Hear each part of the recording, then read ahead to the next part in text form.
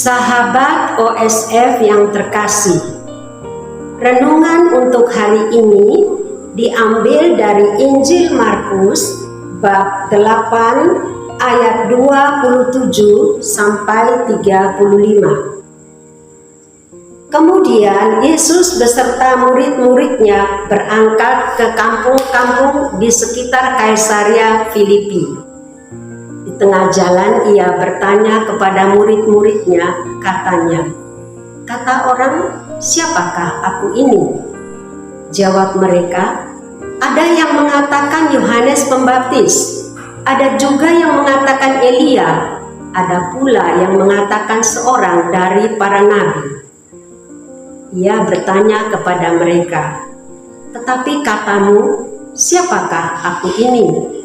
Maka jawab Petrus, "Engkau adalah Mesias."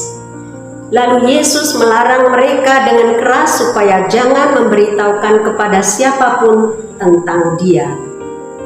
Kemudian mulailah Yesus mengajarkan kepada mereka bahwa Anak Manusia harus menanggung banyak penderitaan dan ditolak oleh tua-tua, imam-imam kepala, dan ahli-ahli Taurat, lalu dibunuh dan bangkit sesudah 3 hari.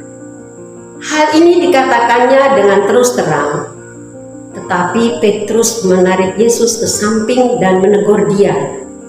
Maka berpalinglah Yesus dan sambil memandang murid-muridnya, ia memarahi Petrus, katanya, "Anyahlah iblis, sebab engkau bukan memikirkan apa yang dipikirkan Allah, melainkan apa yang dipikirkan manusia." Lalu Yesus memanggil orang banyak dan murid-muridnya dan berkata kepada mereka, "Setiap orang yang mau mengikut aku, ia harus menyangkal dirinya, memikul salibnya, dan mengikut aku. Karena siapa yang mau menyelamatkan nyawanya, ia akan kehilangan nyawanya. Tetapi barang siapa kehilangan nyawanya karena aku dan karena Injil, ia akan menyelamatkannya."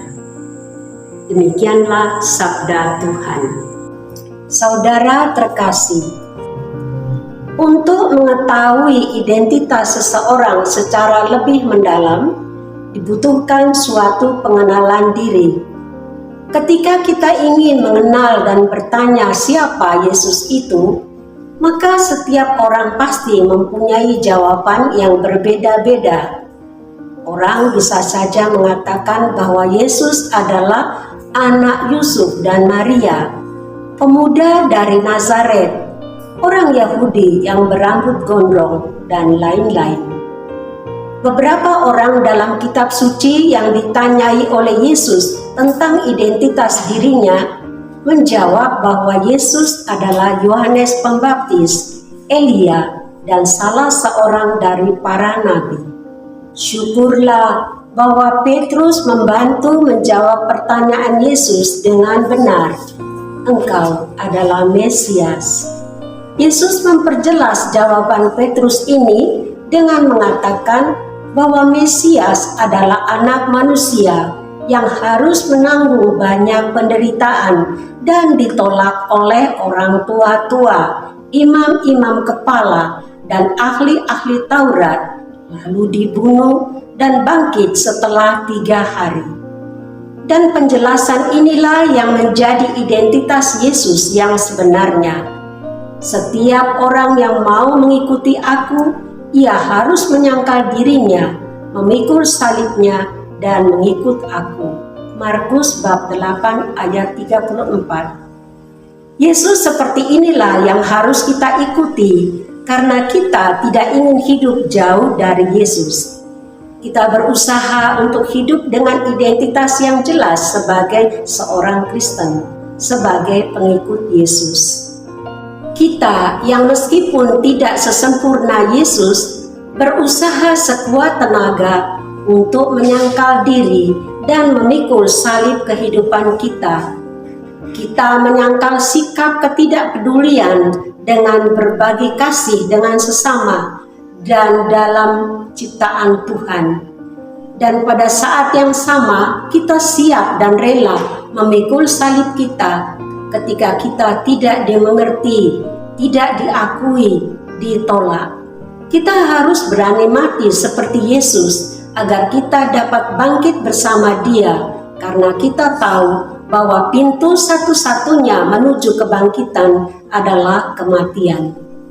Kita juga tidak usah takut menggunakan identitas Yesus di depan umum, misalnya membuat tanda salib, mengenakan kalung salib atau rosario, menulis kata Katolik di kolom agama di kartu penduduk atau kartu identitas lainnya.